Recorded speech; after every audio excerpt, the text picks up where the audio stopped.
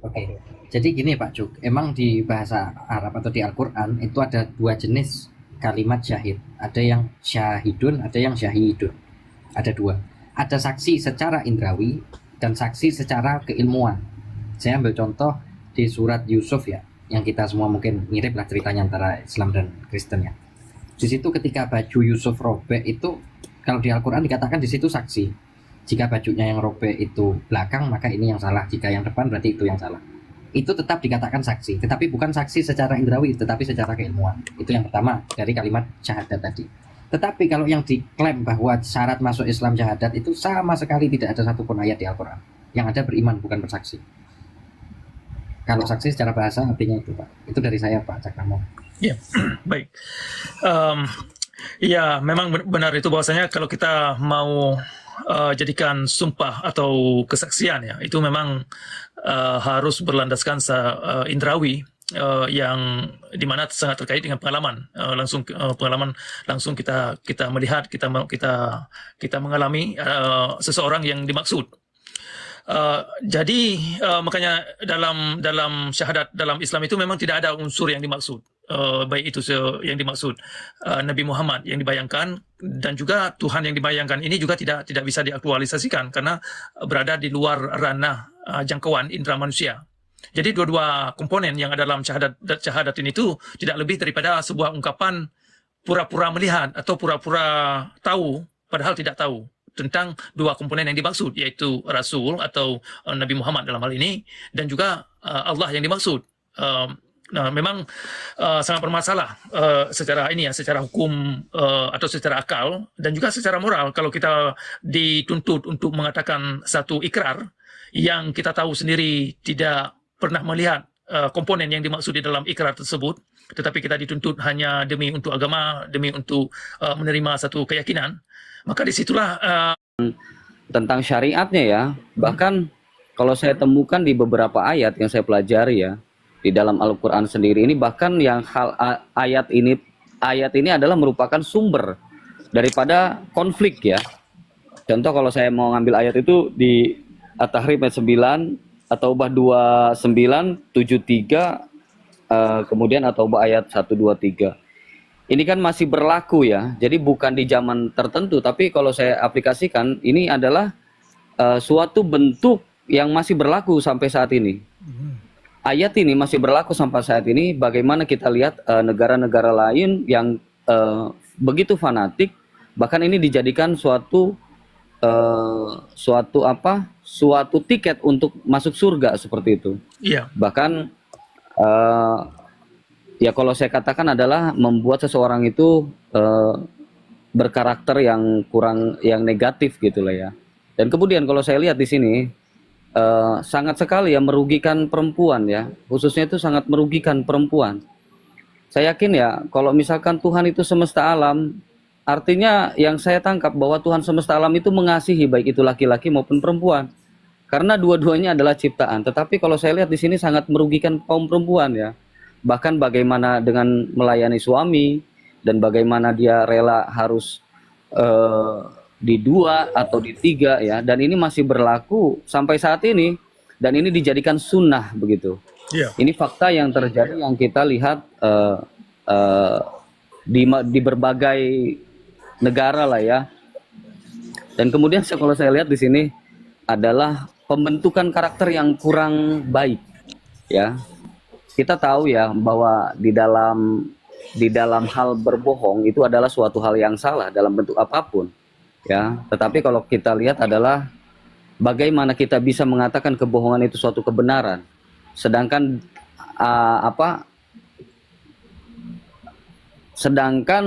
untuk mencapai kebenaran itu dengan cara yang salah, atau bagaimana kita mengatakan bahwa ini hasilnya positif, yang pada hasilnya yang positif, sedangkan apa yang kita kerjakan pada saat kita mau mengambil hasil yang positif ini kita lakukan dengan cara yang negatif. Ini kan suatu hal yang keliru, dan ini suatu hal yang akan membentuk sebenarnya karakter di dalam perilaku ya orang-orang yang kemudian mengimani hukum-hukum ini. Terus kemudian kalau saya lihat di sini jelas sekali ya adanya paksaan gitu. Kalau kita lihat di dalam hadis ini terutama tentang beragama ya, maka dikatakan di sana halal darahnya orang yang murtad. Ini kan jelas sekali membuat doktrin ya terhadap manusia itu untuk rasis ya. Artinya rasis ini bahwa inilah yang benar dan akhirnya tidak ada kebebasan di dalam kita untuk memeluk agama. Jadi kan kita yakin ya bahwa Tuhan itu menciptakan kita bukan seperti robot, teman-teman ya. Jadi Tuhan yang benar itu Tuhan tidak pernah menciptakan kita sebagai makhluk yang seperti robot. Artinya dengan akal kita memilih. Bahkan kalau kita lihat banyak sekali orang yang tidak mengaku Tuhan tapi aman-aman aja. Artinya yang saya lihat ini ya saya tidak lihat di saudara-saudara kita yang Muslim gitu.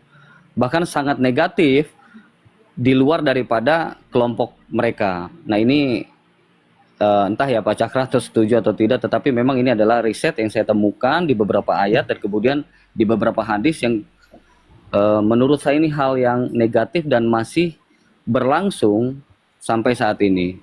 Itu mungkin itu aja ya Pak Cakra yang saya sampaikan ya. Ya terima kasih. Izin jawab kalau boleh Pak Cakra. Izin menjawab. Silakan. Jadi gini, Pak Cakra juga sering bilang ya, emang harus dipisahin antara Al-Quran dan hadis itu sendiri. Karena kita ini umat muslim sudah terlanjur membaca Al-Quran itu pintunya dengan hadis. Salah jalannya di situ. Jadi ayat-ayat Al-Qur'annya itu hanya dipakai untuk pintu pertamanya tadi, yaitu hadis. Contoh seperti Islam misalnya. Di Islam kalau di penjelasan Quran itu sangat umum dan universal. Tetapi kalau di hadis hanya pelaku-pelaku ritual itu aja, sholat, zakat, puasa, haji, syahadat, kan gitu. Iya. Baru ayatnya itu dipakai untuk mendukung hadis ini. Kesalahannya di situ. Nah itu buntutnya panjang Pak Sayona. Saya nggak bisa pungkiri emang hal-hal tadi, ayat-ayat tadi itu dipakai untuk membela hadis sebenarnya. Kenyataannya seperti itu. Coba mungkin Pak Cakra mau tambahkan yang lain. Itu aja sih. Ya, terima kasih Pak Fanan tentang paparannya ya. Ya itu benar sekali. Memang yang keroknya ini di hadis ya sekira. Kemudian ditimpa dengan sejumlah terjemahan ayat Al-Quran yang perlu kita luruskan, perlu dikalibrasi kembali ya, diterjemahkan kembali agar bisa senyawa dengan apa yang kita dapat dalam alam.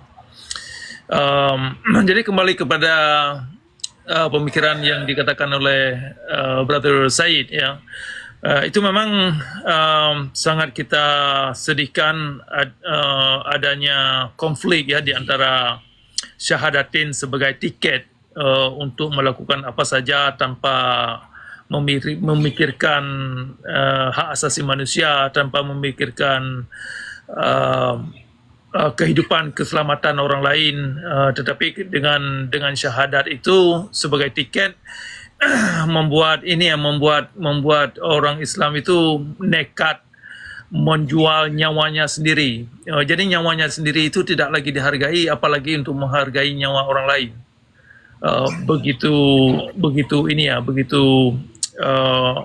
barbari saya kira ya, begitu barbari. Jadi Anda benar sekali bahwasanya sangat tidak mungkin Tuhan melakukan atau membuat satu aturan menciptakan ciptaan-ciptaan alam begitu indah, menciptakan manusia ini begitu indah, semua ternyata membuat aturan yang berbenturan dengan fitrahnya manusia itu sendiri. Nah, jadi itulah ini perlu kita gugat persoalan syahadatin itu. Nampaknya memang tidak mengandung satu saya kira satu jalan keluar yang kita harapkan sebagai pencerahan, sebagai yang mengandung nilai-nilai kemanusiaan, yang mengandung nilai-nilai peradaban yang maju mulia, karena di dalam hadis itu ternyata terbalik, banyak sekali dimensi-dimensi yang bermasalah yang terbalik. Nah, makanya sering ini sebagai kemudian dari para ini kawan-kawan yang mencoba mempopulerkan Ahlus Sunnah itu kan sering memakai ayat 18 dari surah Ali Imran sebagai justifikasi syahadatin. Perlu kita ketahui bahwasanya kalau mereka ingin menggunakan ayat itu sebagai bukti, maka harus memfaktualkan Allah itu dulu agar kita bisa mengkonfirmasikan apa benar yang dimaksud Tuhan itu demikian syahadatin. Kalau Allah yang dimaksud dalam tradisi agama Islam tidak bisa diaktualisasikan dalam alam, bagaimana kita mengkonfirmasikan satu pernyataan yang dikatakan atas nama Tuhan, Tuhan mengatakan pulan-pulan, sedangkan pernyataan itu kan perlu kita verifikasi. Kalau Tuhan yang dimaksud hanya bayang-bayang dan seperti hantu, ya kan? Nah itu maka ayat itu sangat tidak tepat untuk dijadikan satu justifikasi syahadatin. Nah, saya kira itu dulu Brother Said yang bisa saya tambah dari dan komen yang dipaparkan tadi oleh Bapak Fahnan ya. Mungkin yang lain yang ingin ditambah dalam hal ini. Terima kasih Pak Cakra, luar biasa ya. Ya. Semangat terus Pak. Sama-sama. Turun ya Pak. Lanjut Pak ya. Saya izin turun. Baik, sama-sama ya. Sama-sama. Saya tambahkan dikit ya Pak Cakra ya. Memang di Al-Quran itu ada sejarah Muhammad itu sendiri kan, itu nggak bisa dipungkiri.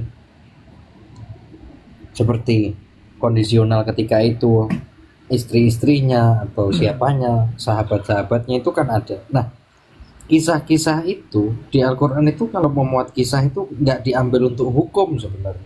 Iya. Kisah-kisah itu diambil untuk ibroh, bahasanya itu diambil baiknya. Karena banyak ayat-ayat yang nggak bisa dipakai di Al-Quran.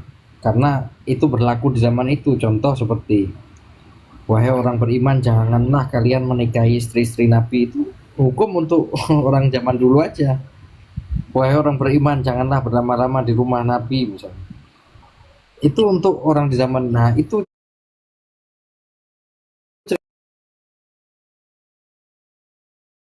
orang-orang yang nggak bertanggung jawab lah menurut saya, dipaksakan sebagai hukum itu sendiri, itu hal-hal seperti itu. Makanya kacau. Iya. Makanya di Al-Quran itu tidak pernah ada ayat taat kepada Nabi, selalu dikatakannya kepada Rasul. Tapi kalau soal perang kondisional itu pasti yang dipanggil kenabiannya, bukan kerasulannya, dan itu tidak wajib ditaati. Bahkan tidak ada perintahnya satupun taat kepada Nabi. Itu aja sih Pak Caca. Iya benar, iya benar. Ya terima kasih Brother Fanan. Coba saya ini Brother Scroll, ada yang ingin ditambahkan yang baru dipaparkan atau ada yang ingin dinarasikan lebih lanjut, gimana? Bang Scroll, shalom Bang Scroll.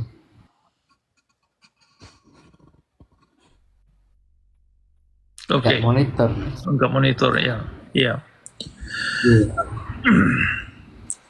Jadi syahadat ini emang masalah sih sebenarnya. Kalau kita lihat rukun Islam di hadis itu emang agak apa ya? Nggak masuk akal lah. Rukunnya itu semuanya ritual kan. Nggak ada akhlak satupun di situ. Semuanya ritual. Iya benar. Oke, silakan Brother Jackie. Ada narasi yang ingin dipaparkan, silakan. Persoalan syahadatin yang ada dalam Islam. Silakan dibuka mic-nya. Oke. Mungkin lagi belum siap. Saya sambut dulu ya, ini Pak Jokes. Pak Jokes, silakan dibuka mic-nya. Ya, selamat siang Pak Cakra, Pak Hampir Murtad. Iya. Saya mau tanya ini berkaitan syahadat. Syahadat itu kan kalau saya baca Quran itu, sorry, saya Kristen, Pak. Iya. Jadi ketika saya baca Quran, syahadat itu artinya bersaksi. Kalau bersaksi berarti itu mengkaitkan ada hubungannya dengan 5 panca indera.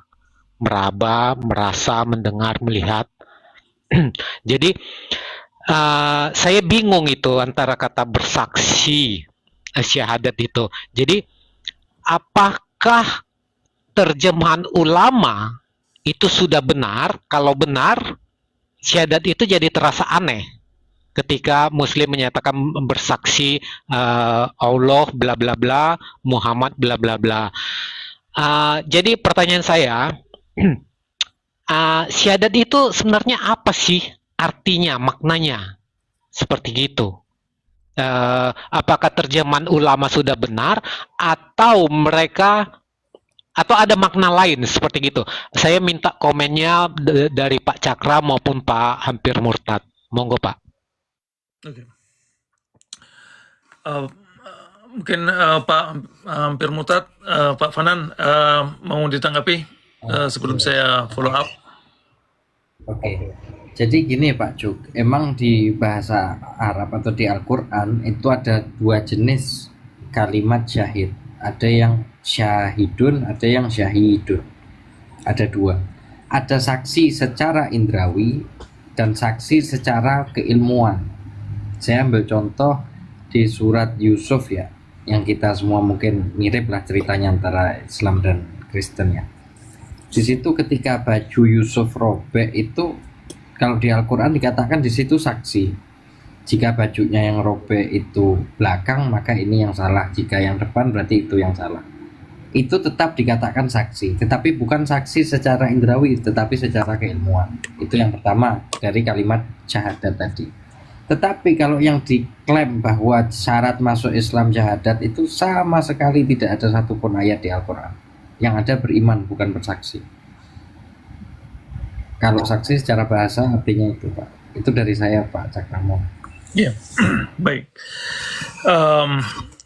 Ya, memang benar itu bahwasanya kalau kita mau jadikan sumpah atau kesaksian ya, itu memang harus berlandaskan indrawi yang dimana sangat terkait dengan pengalaman pengalaman langsung kita melihat, kita mengalami seseorang yang dimaksud.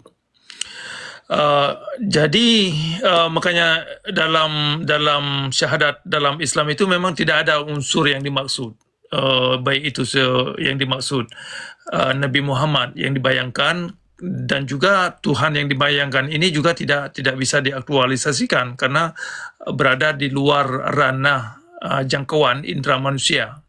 Jadi dua-dua komponen yang ada dalam syahadat ini itu tidak lebih daripada sebuah ungkapan pura-pura melihat atau pura-pura tahu padahal tidak tahu tentang dua komponen yang dimaksud, yaitu Rasul atau Nabi Muhammad dalam hal ini, dan juga Allah yang dimaksud. Nah, memang sangat bermasalah secara hukum atau secara akal dan juga secara moral kalau kita dituntut untuk mengatakan satu ikrar yang kita tahu sendiri tidak pernah melihat komponen yang dimaksud di dalam ikrar tersebut, tetapi kita dituntut hanya demi untuk agama, demi untuk menerima satu keyakinan. Maka disitulah langkah pertama atau pintu gerbang pertama yang menutup mata hati orang Islam untuk berani mengkaji, berpikir secara merdeka tentang persoalan duduk perkara atau latar belakang daripada syahadat tersebut. Karena ini implikasinya sangat luas sekali. Tidak hanya efek terhadap moralitas, tetapi juga implikasinya terhadap background sembahyang. Karena di dalam sembahyang itu kan ada syahadat, selalu ada ucapan syahadatin itu yang berulang-ulang. Kemudian lagi nanti dalam ritualitas lainnya, termasuk sembahyang mayat, termasuk naik haji, termasuk umrah nanti kan, banyaklah sekali yang terkait dengan syahadatin itu yang diulang-ulang sebagai ya sebagai kunci atau sebagai tiket untuk ini ya, untuk menebalkan satu keimanan atau keyakinan atau sebagai bukti bahwa siapa yang mengucapkan syahadatin itu adalah memang orang-orang yang sudah menerima satu keyakinan kebenaran yang dianggap dari Tuhan dalam Islam. Nah, jadi memang melihat secara indrawi itu tidak bisa kita menjawabkan kandungan atau substansi daripada syahadatin. Itu singkatnya demikian. Baik Pak, terima kasih, itu aja ini yang ini. Artinya, tapi para ulama sadar itu ininya, atau enggak? Saya tergelitik, jangan-jangan itu sebenarnya asyhadu itu artinya adalah mengakui atau percaya. Karena kalau gini, saya percaya Yesus jalan di atas air, walau aneh sekalipun ya namanya saya percaya. Kepercayaan itu susah untuk dibuktikan, itu kan subjektif ya. Tapi kalau saya bilang saya melihat Yesus loh, saya tidak masa Yesus. Jadi maksud saya asyhadu itu sebenarnya gimana ya? Apa ulama sadar itu ininya konsekuensi dengan kata asyhadu itu dikaitkan dengan bersaksi. Itu aja. Ya, saya kira begini ya, melihat daripada sikap dan watak kaum ulama, kalaupun mereka sadar, mereka tidak bisa jujur kepada publik. Karena kalau mereka jujur kepada publik dan sedangkan mereka ini ke kaum ulama atau orang yang dikatakan sebagai warasatul anbiya, sebagai pewaris nabi, itu terbongkar atau menggugatnya seluruh rentetan ajaran Islam. Jadi mereka tidak bisa melangkah ke sana. Jadi terpaksa kalaupun mereka tahu itu adalah kesaksian yang palsu, ya terpaksa ya mereka menciptakan satu pemikiran untuk bagaimana ya membuat satu ulasan agar kepalsuan itu tidak terlihat palsu. Nah, itu satu. Kemudian tapi nampaknya juga kebanyakan tokoh-tokoh agama, terutama kaum ulama, nampaknya tidak sadar. Kalaupun ada kesadaran, ada ini ya, ada unsur menipu demi agama, itu baik, dianggap baik. Kalau memang itu untuk kepentingan agama. Nah, jadi kembali kepada syahadatin, menyaksikan pada sesungguhnya tidak disaksikan, ya karena demi agama, ya mereka nanti bisa menciptakan satu uraian atau argumen dengan sejumlah hadis, dengan sejumlah pemikiran para mazhab, dengan sejumlah materi-materi yang lain lah, sehingga syahadatin itu tidak dipermasalahkan, mereka tidak ambil pusing. Nah, itu yang saya lihat. Mungkin pengalaman Pak Fanan ada yang lain yang mau ditambah tentang pertanyaan ini ditanyakan oleh Pak Cuk.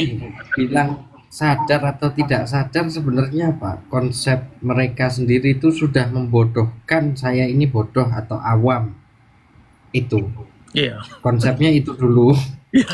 Jadi mereka udah ribuan tahun ikut teks yang sudah ditulis orang-orang terdahulu karena mereka dianggap lebih tahu. Jadi kalau misalnya berpikir ini kayaknya nggak masuk akal, itu mereka bilang sayanya berarti yang salah. Karena mustahil orang-orang dahulu, sahabat atau siapa, itu salah. Itu dulu Pak berangkatnya. Jadi mau nggak mau ikut masuk di air yang sama. Oke, terima kasih Pak. Terima kasih Pak Hampir Murtad, Pak Cakra. Saya izin turun Pak. Iya, baik Pak Ju, terima kasih ya. Kita ini ya, kita follow ya. Kita connect. Baik Pak. Ya. Terima kasih. Selamat siang. Selamat siang, sama-sama. Oke. Dengan Pak Cakra tadi, kalau mau kritik orang dulu, hancur itu rentetan semua yang bisa dibangun. Iya benar. Iya. Tapi saya curiganya Pak Cakra, saya curiganya syahadat ini dipakai untuk kepentingan negara ketika itu di Iya. zaman Abbasiyah Umayyah itu.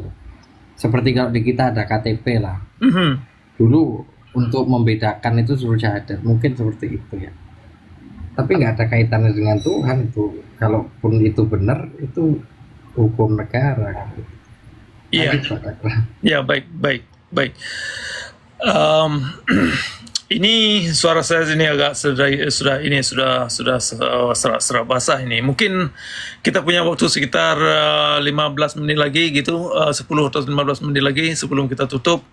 Ada sejumlah kawan-kawan ini yang di bawah. Ini saya sambut dulu Pak Flash. Silakan Pak Flash, dibuka mic-nya.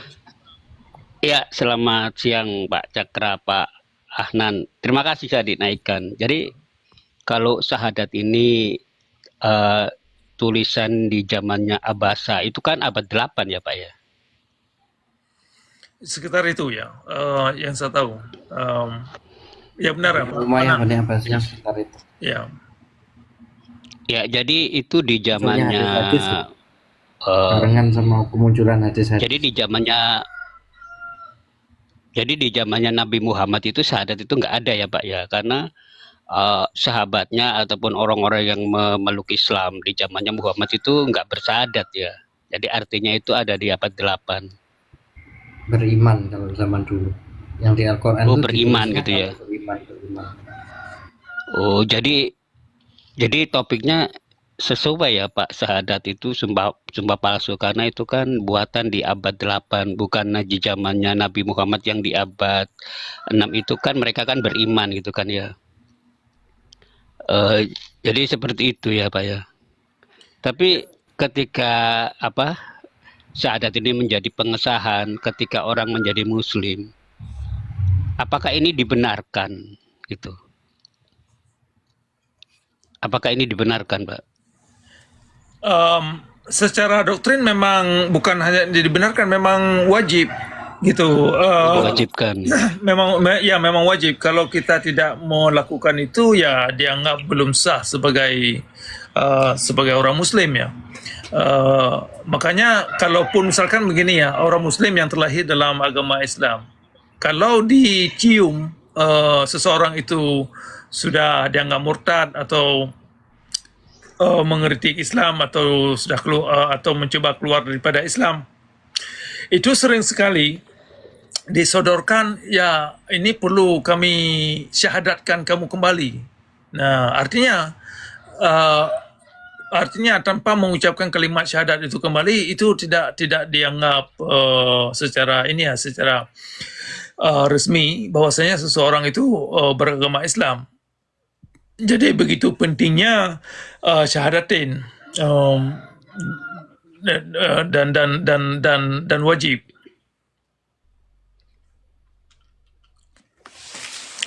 Bukan begitu Pak Fanan? Iya, benar.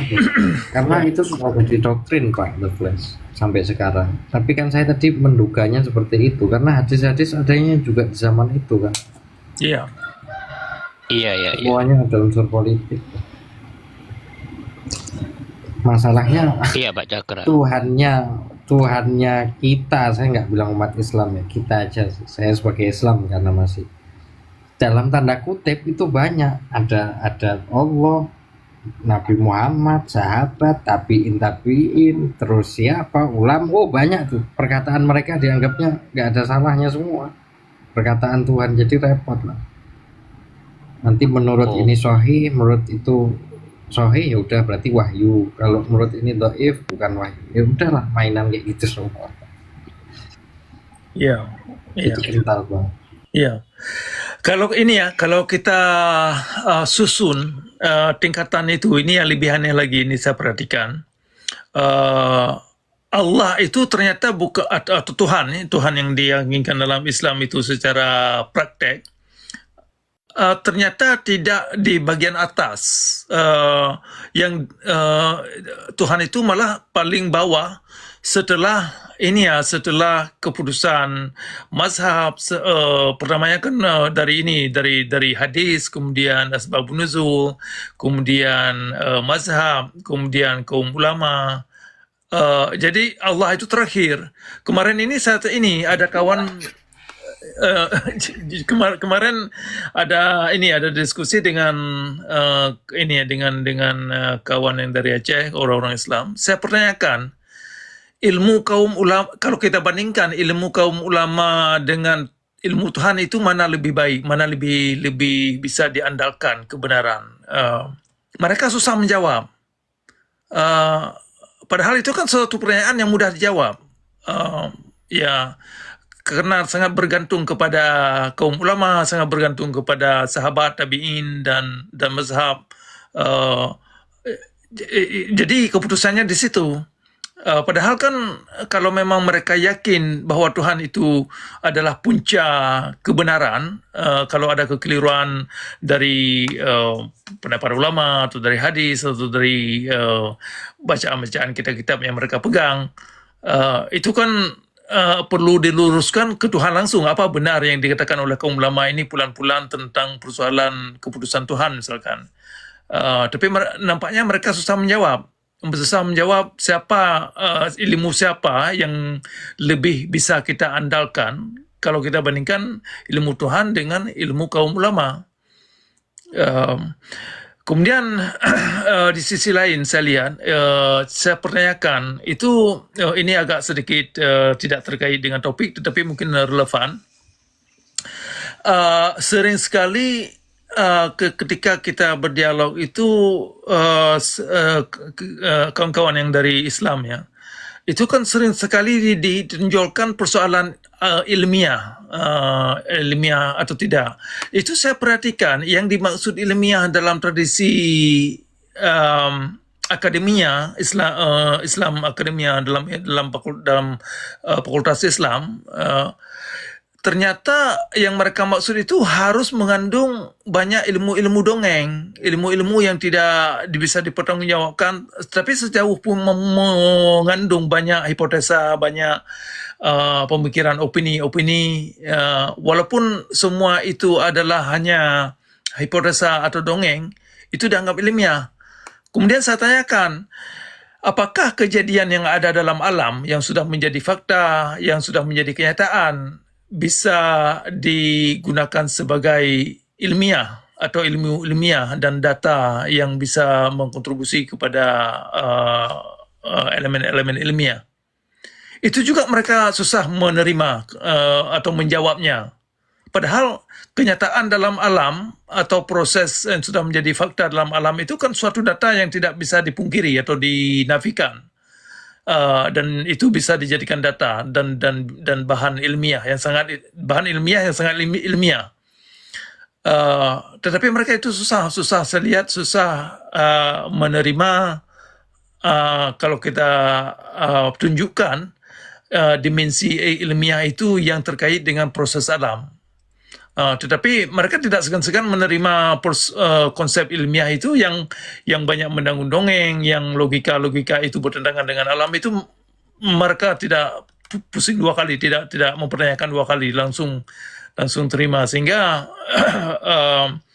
definisi ilmiah yang mereka maksud ternyata bukan porosnya itu kepada elemen yang ada dalam alam, tetapi elemen-elemen yang tertulis dalam buku, sejauh punya teks, sejauh punya sejumlah kitab.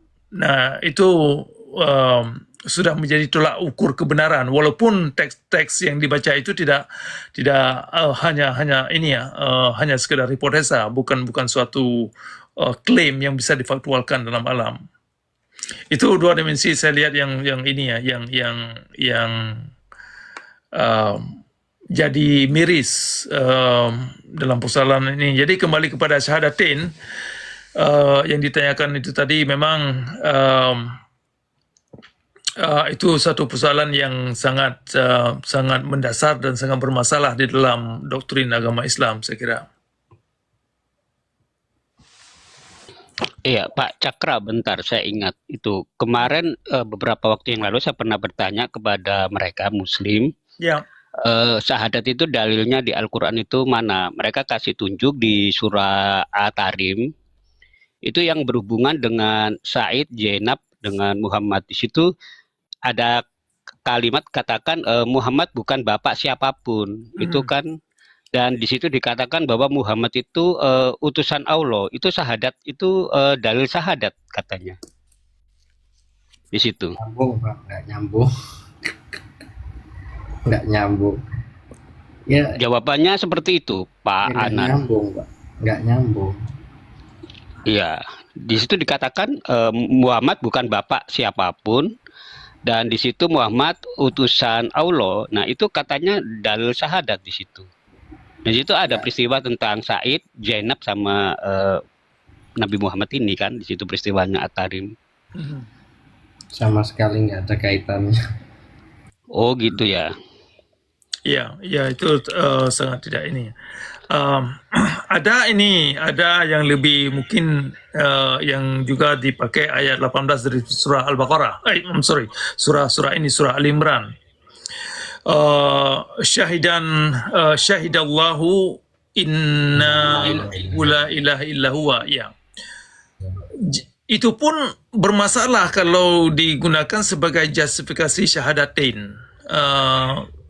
Jadi menurut penilaian saya, kalau kita ingin membuktikan bahwasanya apa yang disaksikan Allah, maka kita harus mengkonfirmasikan apa yang dimaksud Allah dalam hal ini. Kalau konsep Tuhan saja masih terbalut dengan keyakinan atau di luar ranah indera manusia, maka kita tidak bisa mengkonfirmasikan apa yang dimaksud oleh Tuhan, apa yang disaksikan oleh Tuhan yang dimaksud. Jadi ayat 18 daripada surah Ali Imran itu juga saya kira sangat tidak tepat untuk dijadikan satu justifikasi syahadatin. Maaf Pak Cakra, di Al-Asam 40, bukan di At-Tarim. Al-Asam 40. Iya benar, iya. Iya, Al-Asam 40. Iya. Di situ Muhammad bukanlah bapak dari seorang laki-laki di antara kamu. Nah, itu tetapi dia adalah Rasulullah gitu kan. Nah, itu katanya dalil syahadat, Pak. Iya. Ya, sekarang ayat itu tidak Tidak relevan ya, Pak ya. tidak mendasar kepada syahadatin, ya benar. Sebentar dulu Pak. Coba ada yang ingin ditambah Pak Fanan? Enggak udah Pak Cak. Oke. Coba saya lihat ini mau saya mau naik ya. Oke. Kita punya waktu sekitar 10 menit lagi ya. Ini ada 3 lagi yang di bawah ini. Coba saya angkat dulu ya. Biar sekalian ini sebelum kita tutup.